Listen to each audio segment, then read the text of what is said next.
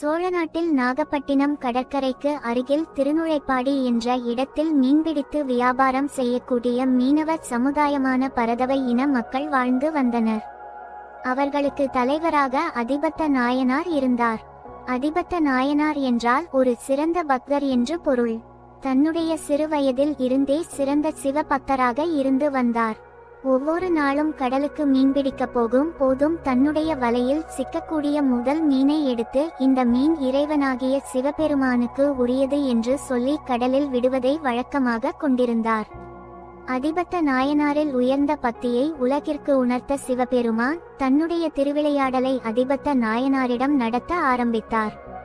அதிபத்த நாயனார் தினமும் கடலுக்கு மீன்பிடிக்க செல்லும் போது மீன்கள் சிக்குவது குறைந்து கொண்டே வந்தது.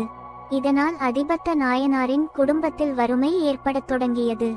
ஆனாலும் அதிபத்த நாயனார் தன்னுடைய வலைகளில் சிக்கும் முதல் மீனை சிவபெருமானுக்கு அளிப்பதை நிறுத்தவே இல்லை. இப்படியே நாட்கள் நகர்ந்தது. அடுத்து வரக்கூடிய நாட்களில் அதிபத்த நாயனாரின் வலையில் ஒரே ஒரு மீன் மட்டும் சிக்குமாறு விளையாடினார் சிவபெருமான். அதிபத்த நாயனாரும் வழக்கம் போல இந்த மீன் என்னை படைத்த சிவபெருமானுக்கு உரியது, சிவார்ப்பணம் என்று கூறி கடலில் விட்டார்.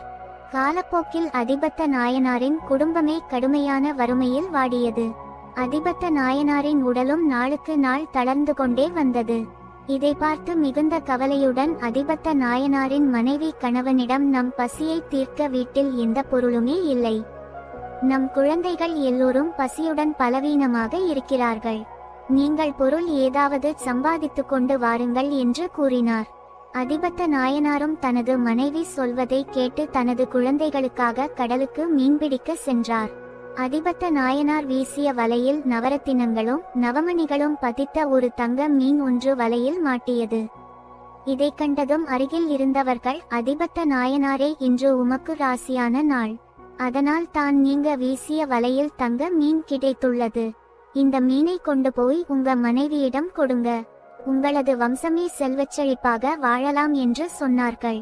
தங்க மீனை கண்டதும் அதிபத்த நாயனாரின் மனதில் எந்த சலனமும் இல்லாமல் வழக்கம் போல் வலையில் சிக்கிய முதல் மீனை இறைவனுக்கு கொடுப்பது போலவே இந்த தங்க மீனையும் சிவபெருமானுக்கு உரியது என்று கூறி கடலில் விட்டுவிட்டார்.